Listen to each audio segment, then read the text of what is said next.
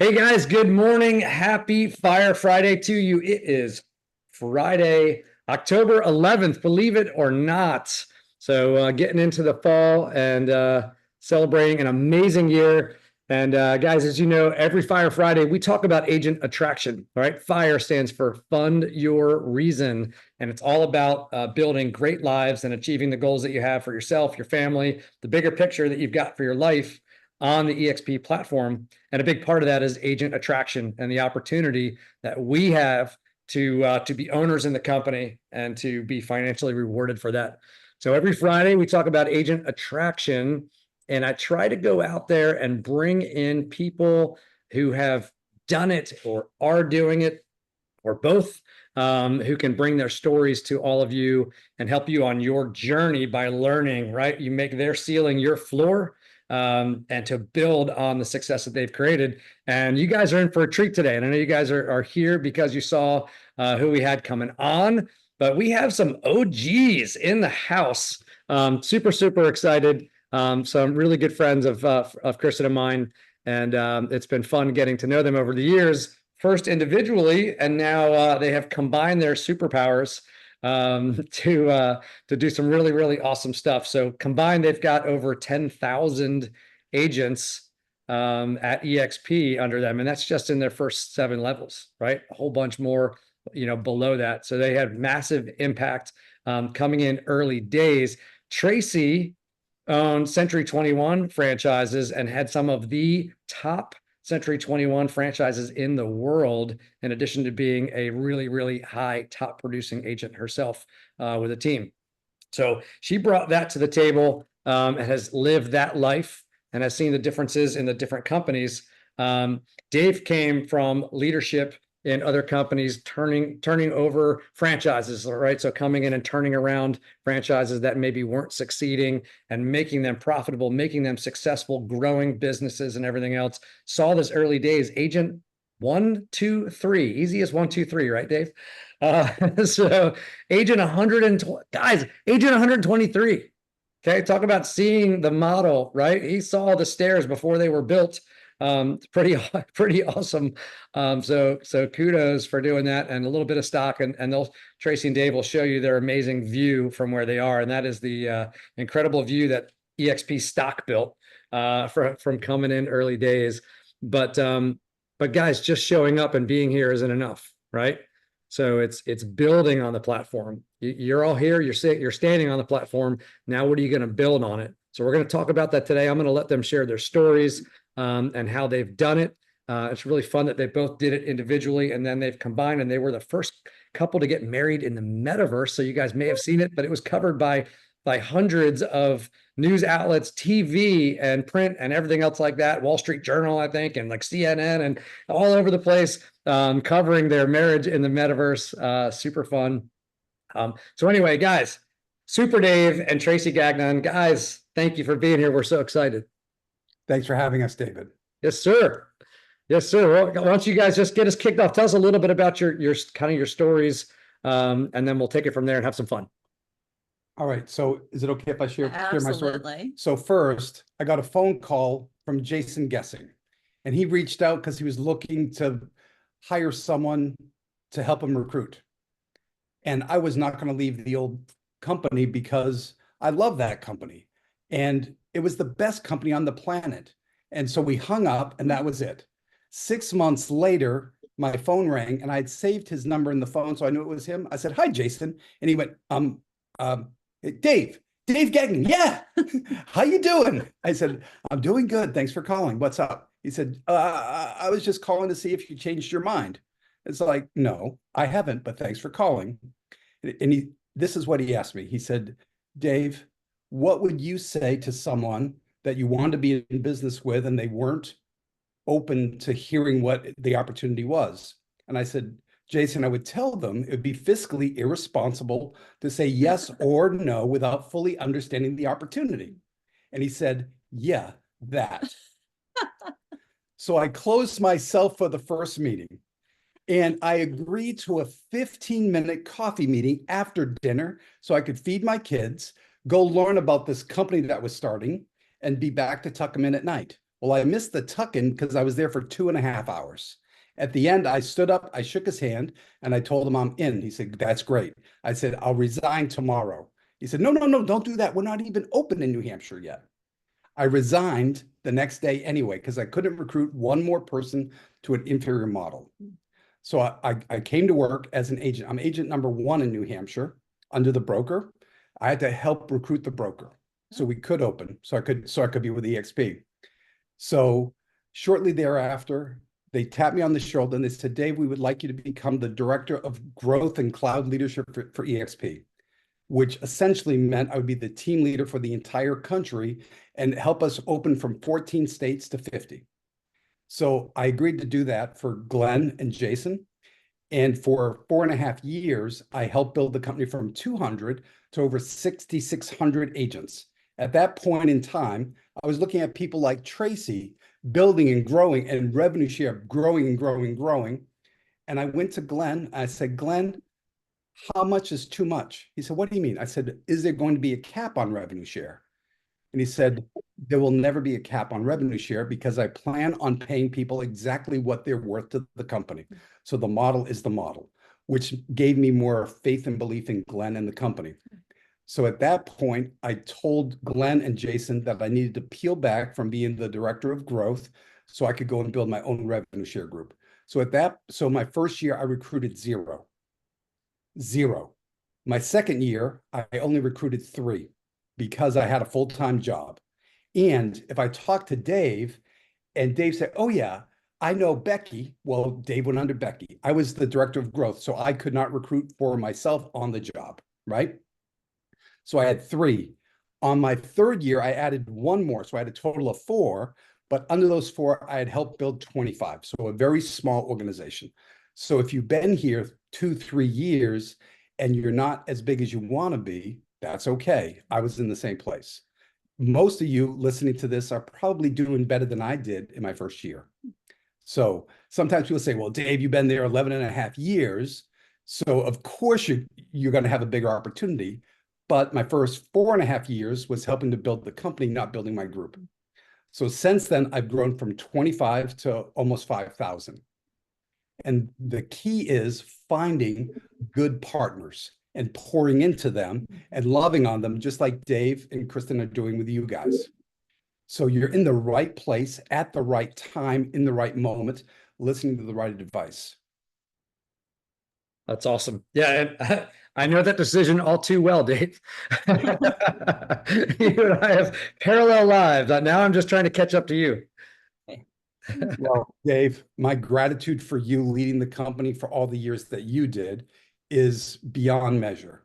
What you did to help build this to what it is today is far better than what I could have done in that role. And so the transition of leadership was the right move at the right time. Amen. And I'm grateful that you were the guy in the seat. And now I'm even more grateful that we get to partner and help each other build. Yeah, absolutely. That's so much fun. So much fun. And I got to tell you, you and I also always say I had although we worked hard, I say what's that Honda commercial? It's the easiest job in the world. I just had to grow EXP and I had people like you and Traci out there growing the company. So that was fun. All right, Traci, lay it on us. You got a fun story too. Yeah. Well, so as Dave mentioned, I owned 5 Century 21 franchises. One was the 4th largest in the United States. And I was a student of Hobbs Herder Marketing and became friends with Don Hobbs. And one day in 2007, he called me and he said, "Traci, it's coming." And I argued with him. "Oh, no, Don, in San Antonio, we didn't have these big increases in prices and our economy is stable and blah, blah, blah." All the reason that it wasn't coming in San Antonio. And I realized Don wasn't talking, which is not like Don Hobbs. So I finally stopped talking and shut up, and he dropped his voice an octave and he said, "Traci, it's coming." And I believed him. And I sold my Century 21 franchises 6 weeks before the market crashed. So the reason that I bring this story up is that you guys know that anybody following what's going on in the news, winter is here for us real estate agents. And winter is the very best growth time for the agents that put their head down and do the right things, because the amateurs get out of the business. But I want to beseech you, this is the perfect time to reach out to brokers. I talk to brokers almost every day of the week. They are in tremendous pain. If you want to save someone, save the brokers, because the brokers will bring their agents.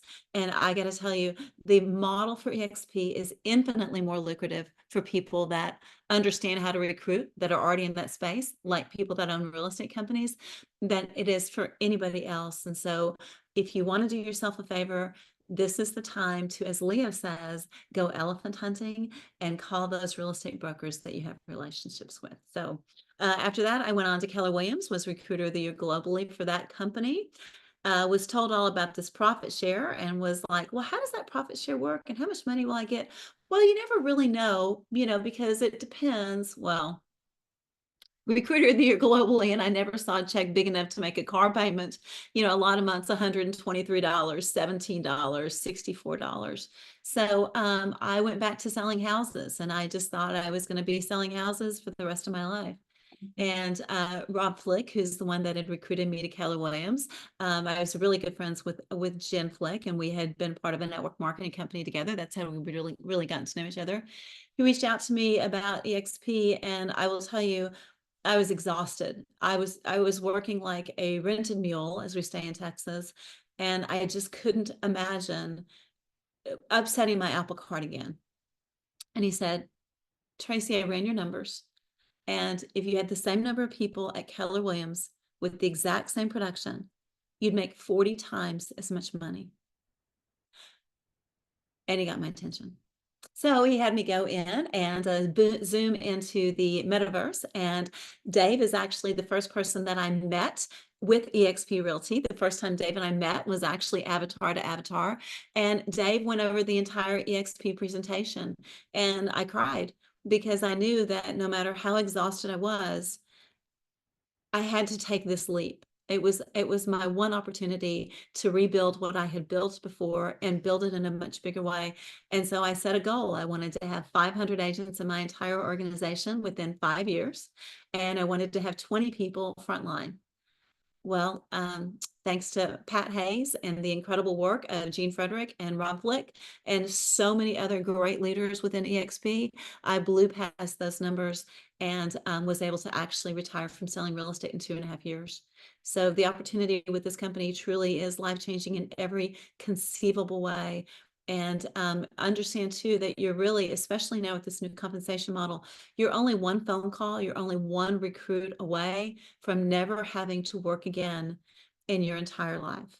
Now, it's definitely a little bit like winning the lottery, but here's the deal. You never know who that one agent is, and it's not your job to judge. It's your job to go out and share the opportunity with any real estate agent that will listen, and then let the universe take it from there. So a little bit about my origin story.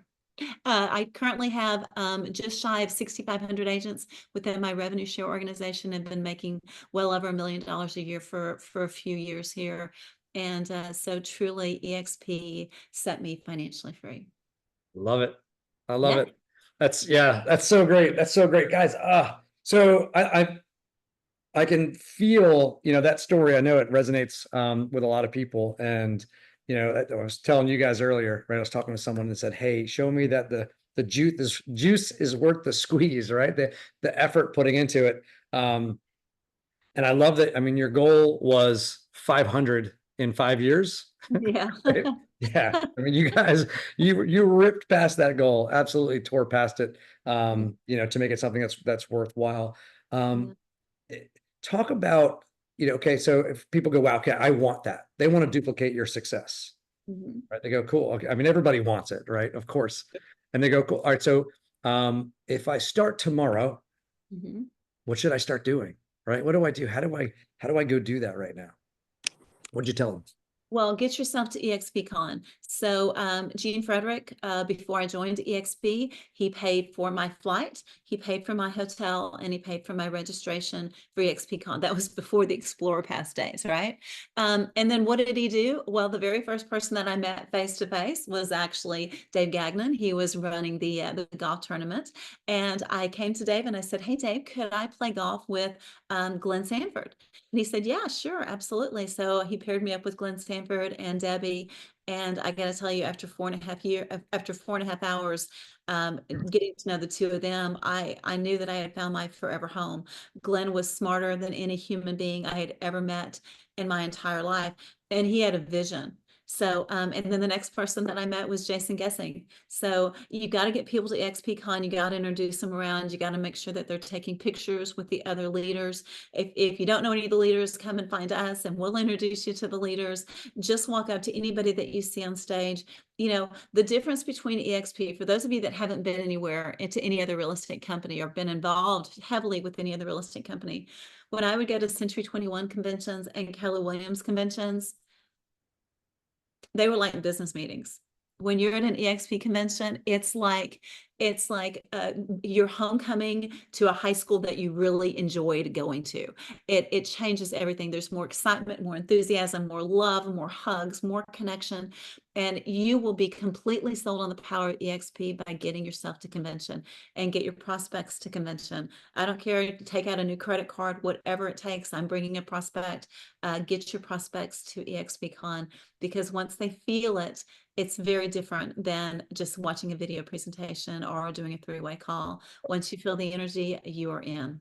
Yeah, it's amazing. And it's such a different feeling. A lot of other companies, you feel a little bit like the agents are the minions. And I've seen some of those charts that are out there where they explain how you have like the international company or whatever it is, and then you have the regions, and then you have the local local offices and everything else. And then the agents are kind of at the bottom, and they do all the work and they create all the revenue, but it goes upwards, and with EXP, that it's like the agents are the company and the corporate portion exists to support the agents, right? And it's a whole different feel, but you feel it in the attitudes of the leadership when you go to these events.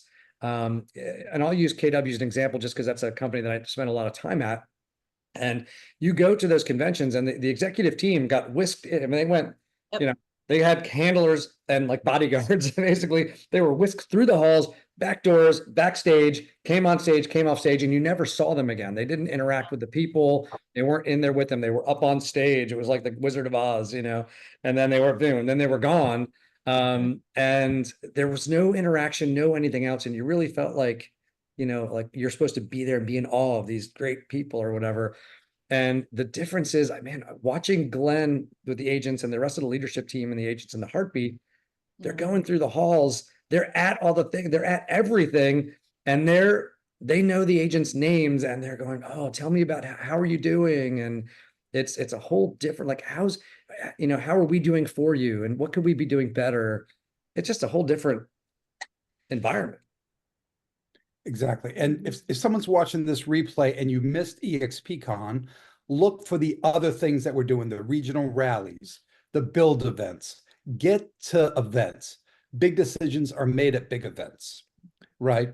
If you show up and you get inspired to move to the next level, then the event was worth it, right? So for me, every time I go to one, I get recharged, revitalized, and I get to pour into others. And the other thing too, is that I can assure you that I would not have come all in with EXP when I joined if I hadn't gone to convention. I would have definitely joined because the numbers are the numbers, and you'd have to be financially, you'd have to not be able to do math, especially if you're a big producer, to not join EXP. So EXP is a company for every real estate agent that can do basic math, okay? But I would not have understood the vision. I wouldn't have understood the passion. My conversations with people like Doug and with Craig and the other leaders put me on a path that I never, ever, ever would have gotten on if I hadn't gone to EXPCon. There is no excuse that I can think of unless you've got a real significant family reason to not be there. It doesn't matter if you don't have the money. I promise you can find 3 other people to bunk up with, or you can find 6 other people to bunk up with and, sleep on the couch, go get you a little sign. Need money for a convention, please donate, whatever it takes. I love it. Well, I'm glad that you guys mentioned that, because I think without experiencing it, it's kind of like if a new restaurant opens in your city, your town, whatever, right? And you look at it and it looks really cool.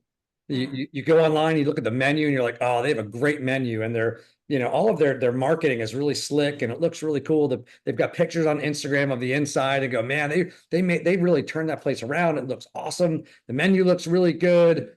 And so you're telling your friends and you're kind of going, hey, have you seen that new place? Have you been there? What do you think? And all that kind of stuff. Like, that new place, it looks really good. There's going to be a certain amount of enthusiasm that you're going to do when you talk to other people about restaurants and stuff, and you're going to go, that place looks really good. But if you go to the restaurant and the food blows your mind and it's amazing and the service was good and you just had an incredible night there, the enthusiasm you're going to have sharing that place with people after that is like, oh my God, have you been to that new place yet? We were just there and it was awesome, right? So you now have you're not recommending it to people. You're kind of asking about it with curiosity a little bit in conversation versus massive enthusiasm about it. And I think getting to the event and experiencing it like that ratchets up your enthusiasm, and that's going to drive you to take more confident, big action. Love it. All right. So what else? Well, so you asked what recommendation I would give to get someone started. So when I joined, like I said, I spent 2.5 hours hearing about the model and digging into the numbers and looking at the contracts and all that kind of stuff. So I understood it, but now I want to talk to someone about it. Who's going to present, right? Is it me? So now I think I'm pretty good at it, but back then I was scared out of my mind. So I went to my upline, who was Jason, and I said, would you do the presentation for my agent? Sure, Dave. In fact, he was doing it every week as the president of the company. So I would bring people into the presentation, and I was there every week, whether I had someone or not, because I wanted to hear the presentation. I wanted to hear the questions. I wanted to hear the nuances, right? So my first 4 recruits, I had help. So I'm not this master recruiter who knew all the answers. But a very interesting thing happened after about 2 months. So about 8 presentations.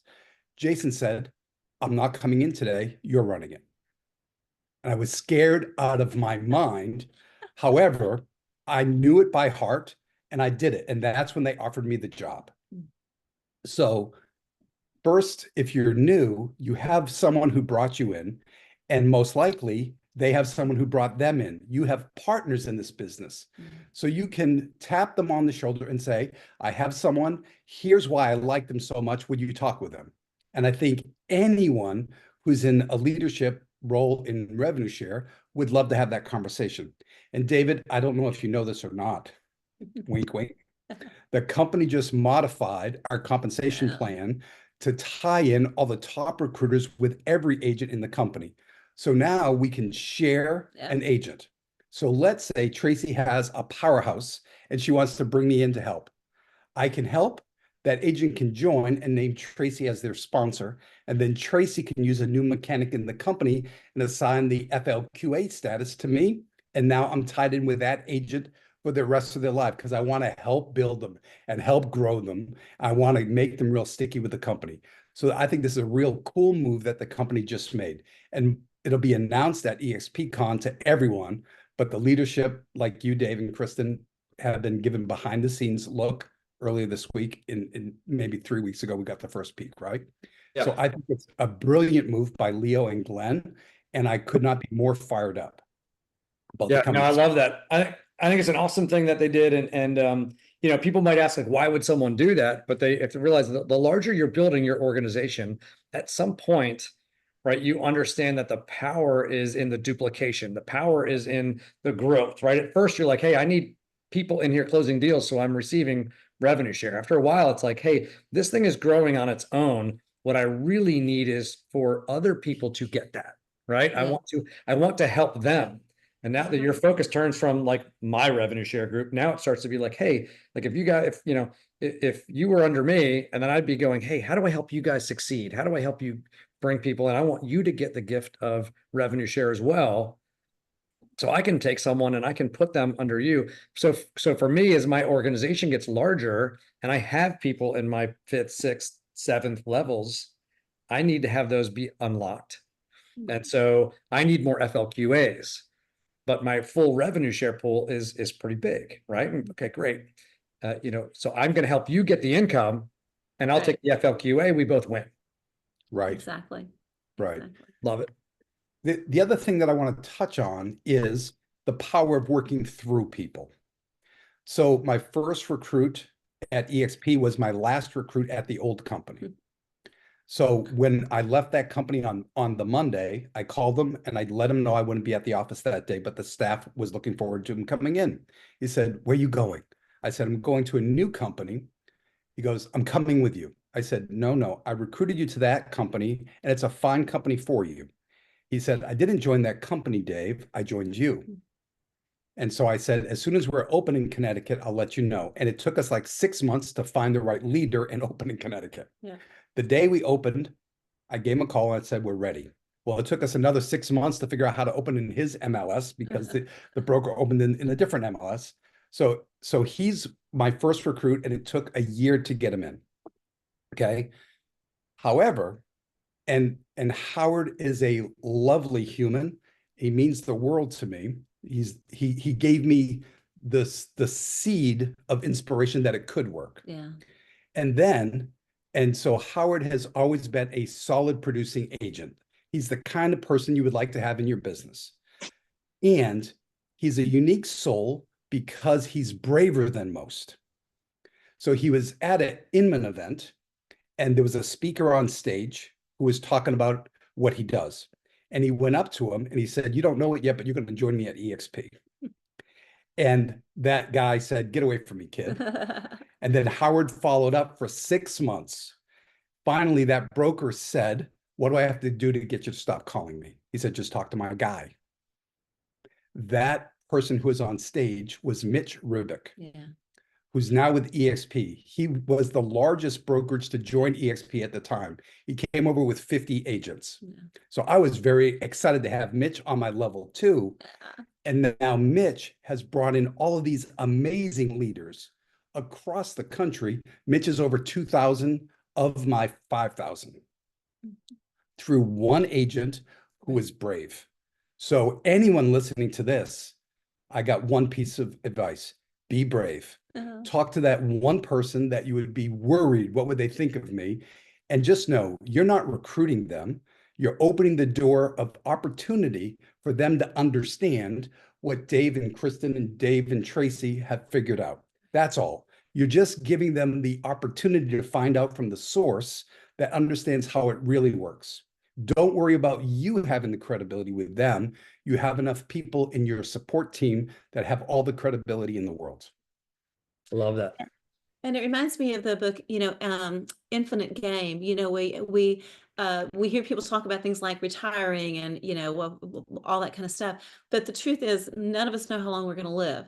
And the projections out there are pretty scary. I mean, if you can live to be 2020, if you can live to the year 2029, for every year you live, theoretically, you're going to get another year back. And if you can live to the year 2036, for every year you live, you're going to get about 13 months back. So you got to do financial planning to be about 118, right? So that's why residual income is so incredibly important. And this is a long game. The first time that I ever heard of Keller Williams was my first year in real estate. They were a small player back in the late 90s. And I did a deal with somebody and the agent called me and said, "Hey, would you like to come and join Keller Williams?" And I was like, "No, I really love Century 21. We're #1 in the city and it's the best company in the world. And thank you so much." But I remember calling my mom and saying, "Oh, somebody wants me to come work for another company." I mean, I was flattered out of my mind, right? Well, I didn't have another person ask me to come join Keller Williams again until 2008, 10 years later. And then I went on to be Recruiter of the Year globally for that company. So just because somebody says no now doesn't mean that 10 years from now they won't join. And if you're the one that continues to follow up with them, that's why those drip campaigns are so important. That's why you've got to have a great CRM. Then you'll be the one that they name as their sponsor. And you got to remember, you're going to need FLQAs 10 years from now, 20 years from now, 30 years from now. So plant those seeds now. And the rookie agents, I know that historically, rookie agents have been a bad investment, because out of every 3 agents that get their license, only 1 renews after the first year even. And that doesn't mean that 1 made any money. But if you're thinking 20, 30 years from now, man, those rookie agents become incredibly important, because you want the new blood and the old blood. And again, that's the beautiful power of this company, is that the seeds that you plant today are going to bring you fruit. Yeah. Theoretically forever. Yeah. I mean, stats are about every 5 years, the top producer list kind of washes over, right? Yeah. Tomorrow's the top producer 5 years from now isn't in the business yet, or they're just getting in the business today. And so that's, those people in now, it's a great, you got to think of it as an annuity. It's like, it's a long-term investment, and it's not about making the money today. I mean, unless you need to retire this year, right? Then, you're planting all of those seeds. And I always say we're planting bamboo, right? My mom taught me with, gardening, all of the ground cover and that kind of stuff. They say the first year it sleeps, the second year it creeps, and the third year it leaps. And, right. And so that's that. You got to go, hey, be patient, plant the seeds, give it time, and just keep doing it. Just keep doing it, because, down the road, all of a sudden, these people are going to be, producing and building great businesses and great lives for themselves. And you get to benefit from that down the road. Great advice, Dave. So good. I love it. All right. So, and I love Howard's story too. And the concept of, and I know Howard, and he's not a power recruiter, right? Right. Wonderful guy, great guy, but he's not the person like, all right, this person's going to go out and he's going to go recruit the world, but he was persistent, right? And what he did really well was identify someone who he felt could succeed on this platform, right? And Mitch certainly has succeeded on this platform at a really high level, right? And so, and for you guys, again, it's going, hey, I brought Howard in because Howard's a great guy. And we're glad to have him, in our group and all that kind of stuff. But you don't know either who they know or who they, will go talk to or anything else like that. And so it's just, again, it's bringing people in and then it's showing them how to do it and encouraging them. And then the rest kind of takes care of itself, because some people will and some people won't. Could I talk about the power of taprooting? Please do. Okay, so think about this. So I was a team leader for the other brand in New Hampshire. So I called every influential person in New Hampshire at some point in time. One of them I was trying to recruit. He was the #1 Remax agent at the time, #2 in the country. So I reached out to him. He said, I'm getting out of the business. I'm going to be a coach. Okay. So I knew him, but it wasn't a match. So now I recruit Howard from New Hampshire into Connecticut. He introduces me to Mitch, who we met in New York, but Mitch is from Florida. I help Mitch recruit Dennis in California. Dennis calls me and says, Dave, I need you to help me recruit this guy in New Hampshire. I said, yeah, who? He goes, Brian Moses. So 1,500 miles this way, 3,000 miles that way, 3,000 miles back, and Brian lives 7 miles from my house. So now I get to bring in Brian Moses, who's now in the beta group. He's like over 500 people. His income is probably higher than anyone else with the same size group because he's a master coach that gets his people making great money, right? So they're very, very productive. And now I get to break bread with him. Now he's my partner. We had dinner with him and his beautiful wife. Yeah. And I get to help him build. And now he's bringing powerful people to the table. So taprooting isn't just you be the master recruiter. It's get to know everybody in your organization and find the people who really want it, who will go after it, take massive action, and bring the right people in front of you. That's the power of taprooting. Yeah, so many people think, okay, you have a huge organization, right? Thousands of people. So you must have personally recruited hundreds, maybe 1,000 people yourself to get to that level, right? And they're missing the taprooting and the power of duplication and, finding the people that want it. I've averaged 1 a month. And in my first year, I did 0. So I had some catching up to do. Yeah. So 1 a month is winning, right? Did you do your job so far this month? Did you get 1? If not, you have the rest of the month. But if you don't get 1, don't stress yourself out. You don't have to get 2 next month. You have to get 1. Yeah. And just make it the best person you could possibly talk to. What are your thoughts? Oh, good. I was just going to ask, could I share my favorite scripting dialogue? Yeah, absolutely. Okay. And I require this of anybody who's going to set an appointment with me to help them recruit someone for them. It's called CATS. The C stands for compliment. This would be a legitimate compliment that I could say about somebody that would be truthful in their eyes. And so, Dave, if you said you wanted me to help you recruit Traci, you would say, she's a luxury agent. She's a powerhouse. She runs the #1 team in San Antonio, and her energy is through the roof. So when I met her, I could say exactly what the compliment is, and Traci would say, yep, that's me. So C is compliment. A is the attraction statement. And for each person I might talk to, the attraction statement might be different. If it's a broker looking to build, that's a different conversation. If it's a broker looking to get out of the business, that's a different conversation. If it's an agent that wants to break into luxury, that's a different conversation, right? So if I know what the attraction element is, I don't have to go through a 1-hour presentation hoping I hit a nail on the head. I could focus on the attraction statement, right? So the better you know someone, the more effective I could be in the opening 5 minutes. The T stands for take it away. Because what I found is as I talk to people about the opportunity, the natural response, think about it when you go into like a Best Buy and you're looking for a TV. So you're standing in the TV section, you're looking around like this, and the salesperson comes over and says, may I help you? What do you say? No, I'm all set. It's a human reaction, right? I'm all set. And then you're thinking about, you're like, damn it, I have some questions. So now you want to ask questions. So I learned if I said, you may not be interested, but I've already taken that away from you, right? And then the S stands for set the next appointment, set the next expectation. So a lot of people teach exact scripting, say this exactly, don't change any words, and that's fine. My methodology is follow a pattern. So what's the compliment? What's the attraction? The takeaway is standard. And then what's the next step? The next step might be for me to get them in front of a member of our growth team or my upline or my partner, whatever, right?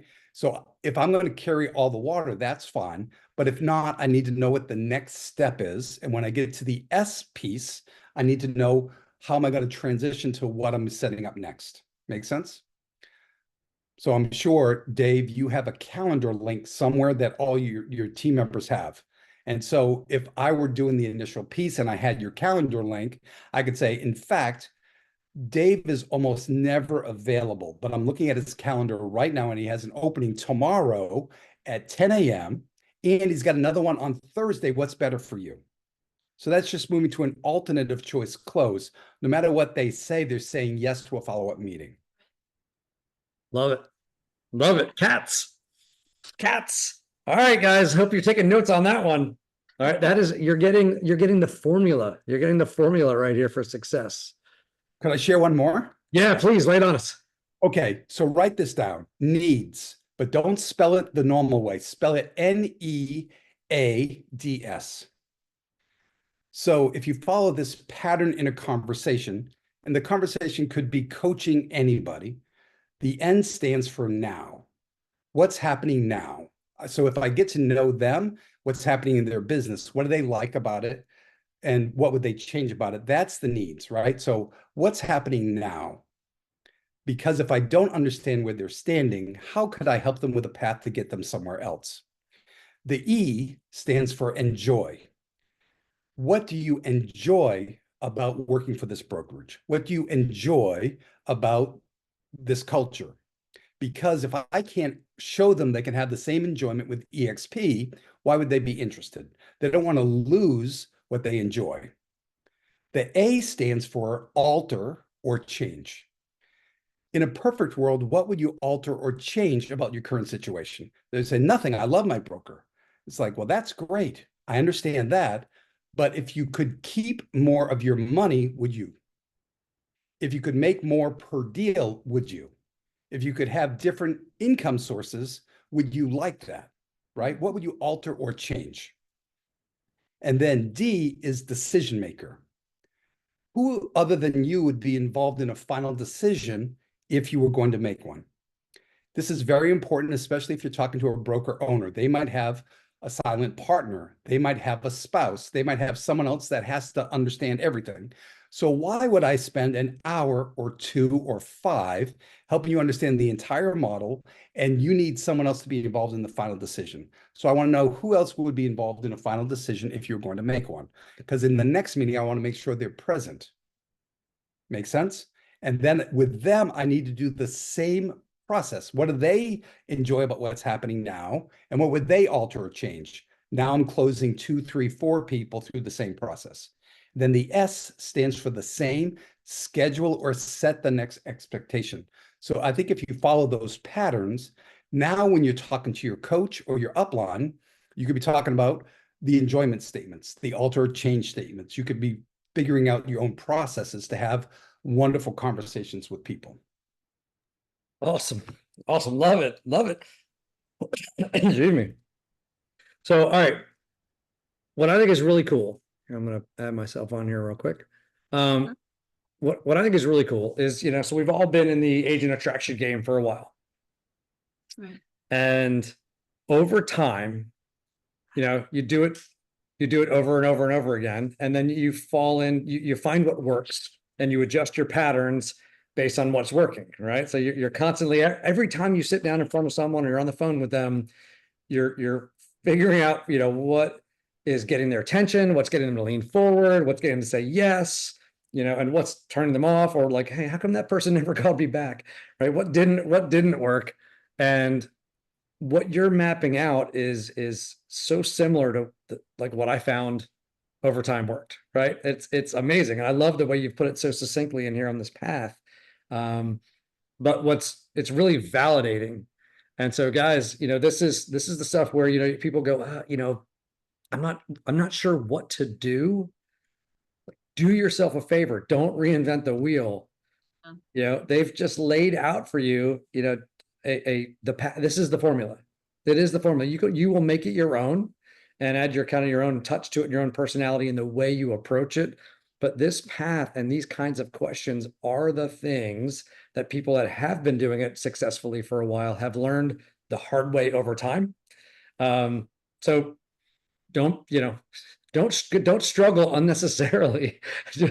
just go back and watch this. Just go back and watch this, put it on repeat and go, all right, am I doing that? And when you finish talking with someone, go back and look at what you did. I'm a huge fan of taking notes every time. And I also, hey, do you mind if I take notes? I found the paper has better memory than I do. Right. And I always take notes, but then go back after, be a student of the game. After you finish with the conversation, after the phone call's over, the Zoom is over, the face-to-face meeting is over, go back over your notes and look at what you actually asked. Look at the path of your questions. Look at the order of the questions that you asked and the responses that you got, and go, that was a great question. I got a great, response out of that. This question kind of fizzled. Adjust your stuff and then do better the next time. But the beauty of it is just, go through this and practice this stuff. So that when you sit down in front of someone face to face, it's easy. I mean, it's easy in that it's not complicated. So thank you guys for that. That's a beautiful, clear process that really, I hope everybody's taking notes. All right. So what else do you guys have? What else works? What else? This is gold. So what else can you lay on us? I heard a really interesting statement by Alex Hormozy that he said that the #1 predictor of long-term success is the zip code that you're born in. So that kind of took me down a path of actually researching it. And it's from a Harvard study. And I've got a chapter and verse. I'll send it over to you.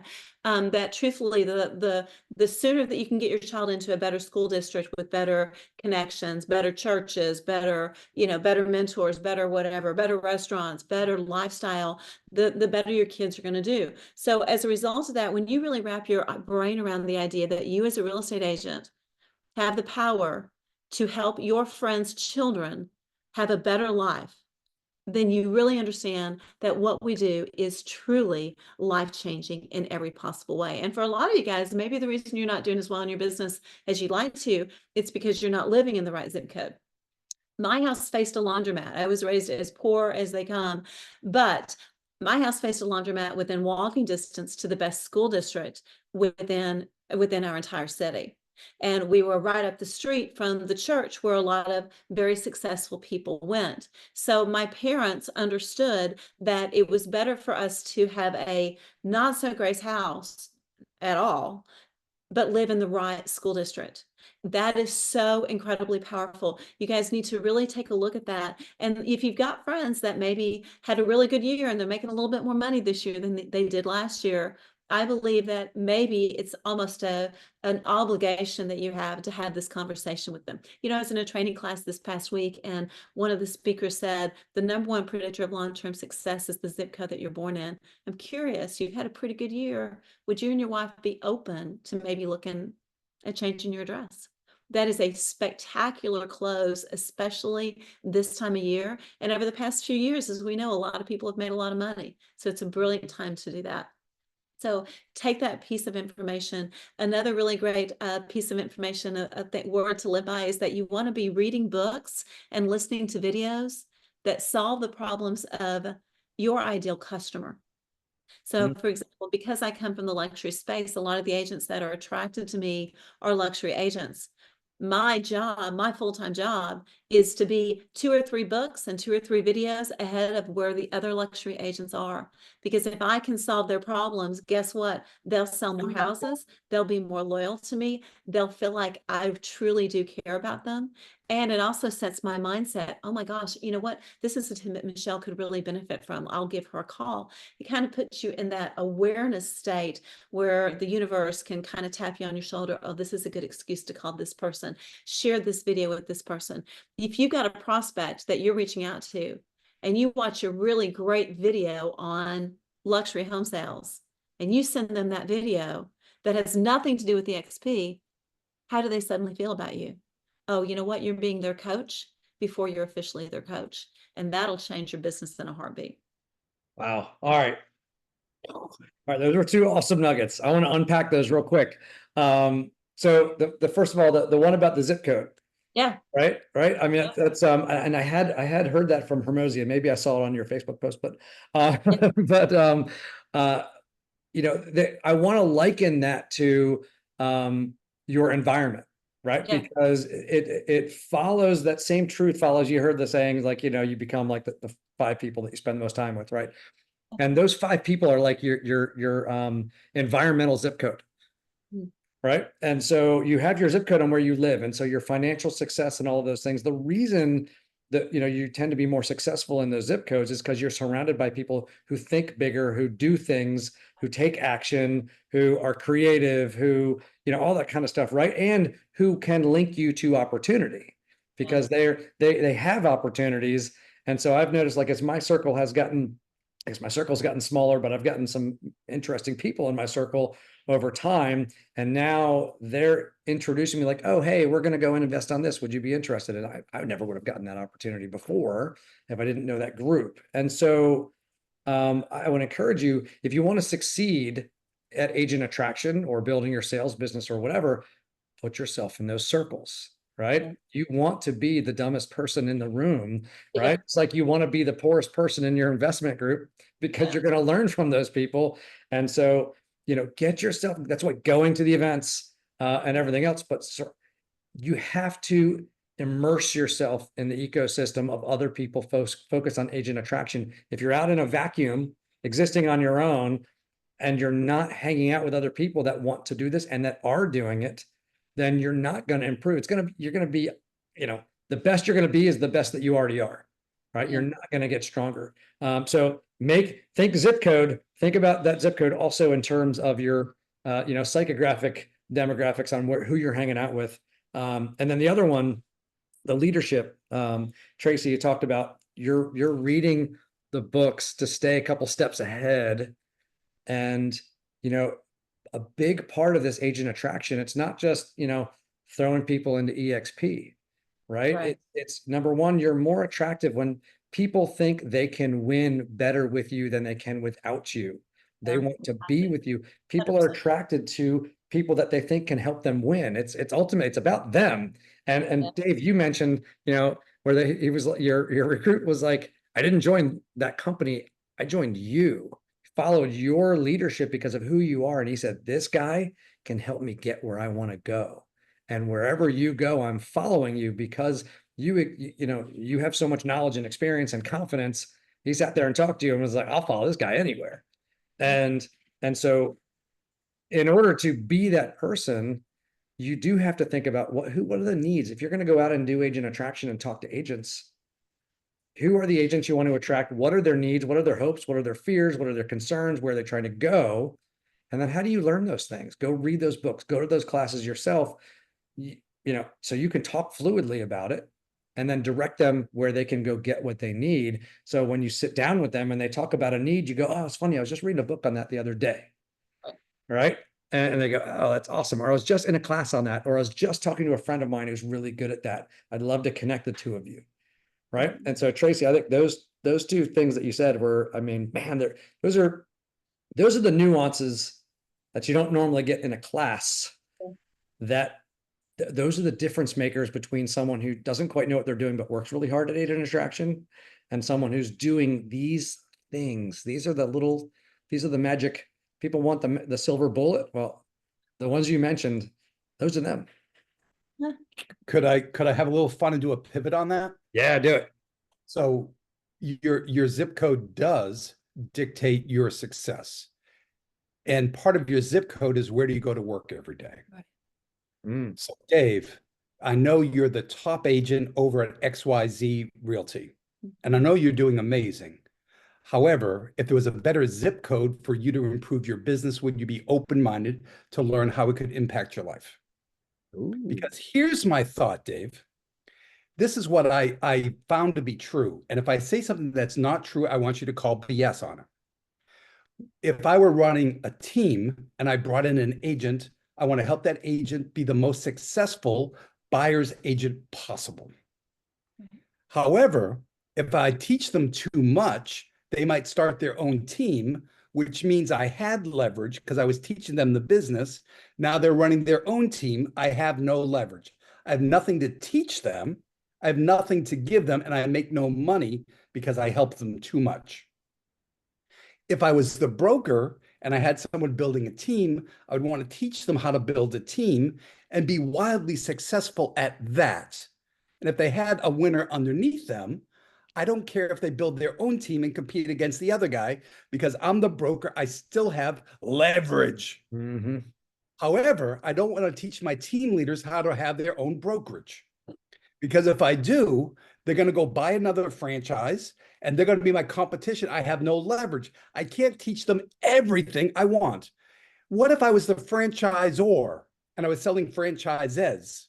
I want them to be successful, but I don't want to teach them how to sell franchises and go create their own thing. So everybody in every other model is only compensated if they hold you back. Right. Mm-hmm. It's a level lid, right? Right. Right. And they're not bad people. They're just trying to make a living in that system. Yeah. In this system, everybody in EXP wants you to be wildly successful. Be the best buyer's agent you can be. Learn how to run a team. Become an icon and get your entire cap back in the form of stock. Go and build a massive revenue share organization. David, the fact that you're here and building means that my stock in the company has more value than if you weren't here. Right. So when you asked us to show up and help you and your group, yes, yes, and yes.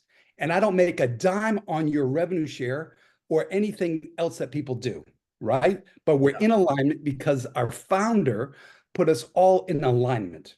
He could have followed the old systems that he saw, and he decided to break that. He decided to make it about us working together and helping each of us help our people succeed at the highest level, because that makes us all better. It's a different model. It's a different zip code. So if you can get an agent to understand Traci's example of the zip code, and they agree with that, and they're already in a great zip code, then you can transition to, well, what about the zip code of your brokerage? Yeah, love that. As you know, you're writing that, or saying that, and I wrote down, this is the only place where we actually want the people that we bring in, quote, under us as far as the sponsorship structure is, but it's the only place that we want everyone around us to do what we do and do it better than we do it. Exactly. Right? I mean, Exactly. you want, you want that person on your team to outgrow you and go build their own team. You want that team leader to go open their own brokerage or their own franchise. You want that franchisee to start franchising. You want that. You're actually encouraging growth. And so the lid, not only is the lid taken off that it's okay if you decide to go do that, but I actually want that to happen. You want everyone in your group to grow to the full size of their potential. Right. And and the lid is not, before, the more successful you were, it actually took away from me. Now, the more successful you are, it adds to me. So now I want you to fully realize your potential, where in other areas, I would actually be penalized if you fully reached your potential. Correct. 100%. Correct. And just to add one more little mind blow on, right? So when I first got into real estate, I was at a franchise and I went to another franchise, right? So the ERA guy recruited me. And then when I became the number one guy in his office, he told me that he would allow me to open another office for him. And I said, I want to buy a franchise. And he was the actual guy who sold the franchises for the region. He said, I won't sell you a franchise unless you build a successful one for me first. So then I was talking to someone else at another franchise, but there's this company, I don't know if you ever heard of them, any something, whatever, but they owned all these franchises. They were going to make a nickel no matter where I went. And so they were willing to sell me a franchise to compete against the guy who raised me in the business. Right. So again, one more level of mess around. Yep. None of that in this model, because our founder had the right brain. Yep. There's no cannibalism here. Correct. I love it, man. We are already at the top of the hour. I got a page of notes and some, some new ways of looking at things. And I'm seeing the chat blowing up in here and everything else. I'm going to take us all off the spotlight real quick as we wrap up here. See everybody's smiling faces. All right, guys, man. All right. So I knew, as always, that you guys would bring the fire and give us some awesome tidbits. This will be up in the Fire Fridays with Dave podcast and on YouTube, so you guys can access it. This is a great one to share with people. I think let's close with the concept of that conversation. Part of the treadmill of being in different roles in this business is that law of the lid. Because here's the problem. For most people, you're facing it in both directions, right? You have above you being a lid because they don't want you to achieve them, to leave, out-achieve them and have to leave them, right? And the ones below you, you're trying to prevent them from having to leave you, right? And so you're facing it in both directions. You want to grow, you want to succeed, and the people above you are have a reason to prevent you. And then you have the people below you that you want them to win, but not enough that they have to leave. And so there's constant friction in both directions. I'm not getting the support I need from above, and I'm afraid of what's going to happen down here below. And I keep bringing people in and they keep being successful. I help them out, I pour into them, and then they leave and I stop making money from them. So brokerages right now are seeing that, and agents are moving around and their income is down. And their agents are leaving them. They've helped them, and now their agents need something different that they can't provide. It's an incredible time to be speaking with independent brokerages because we can help them remove that friction on both ends, right? Take the lid off the opportunity for them, but also they can do what they're great at doing, which is helping other people succeed and not get penalized for it. Amen. It's a beautiful model. It's a beautiful model. Well, we thank you guys for everything that you have done to grow the model, coming in early days, making things happen, and showing us the ropes so that we can figure out how to do it. Again, I'm going to say we're going to make your ceiling our floor, but we're all going to win together. Thank you, David. Guys,